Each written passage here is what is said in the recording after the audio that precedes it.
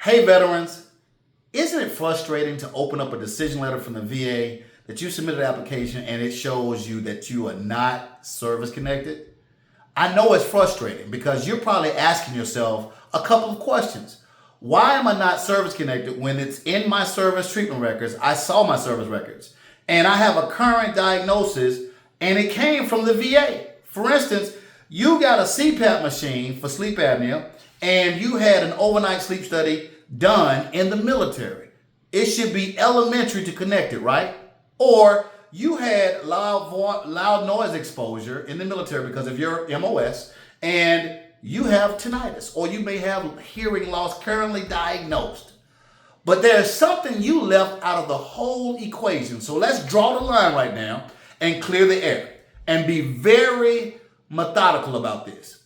If I work for you and you own a multi-billion-dollar corporation, and I work for you on active duty from the 70s, 80s, or 90s, or even the 2000s, or either 2010s. There's a lot of time between then and now. Most veterans are filing claims 10 years ago, 20 years ago, 30 years ago. And I submitted an application to you and said, you know what?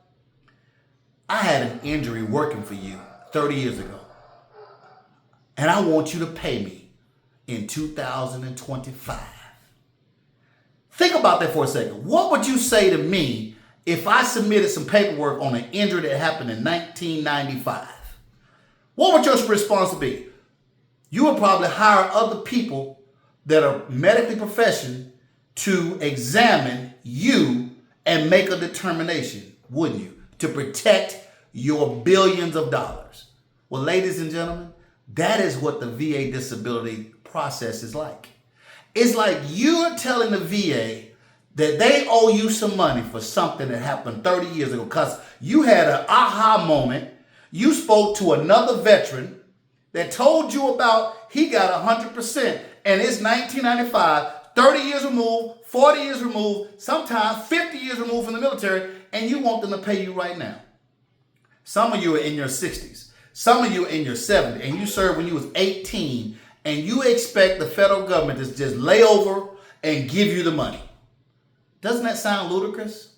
Well, instead of you having frustration why you're not service connected, wouldn't it make sense for you to know the rules to the game and know the code of federal regulations, which is the code of law that tells you what the VA need to get that tax-free money? If you're interested in something like that, then I need you to click the link below, the Learn More button, book a consult with me, and let's make sense to your claim. Talk to you soon.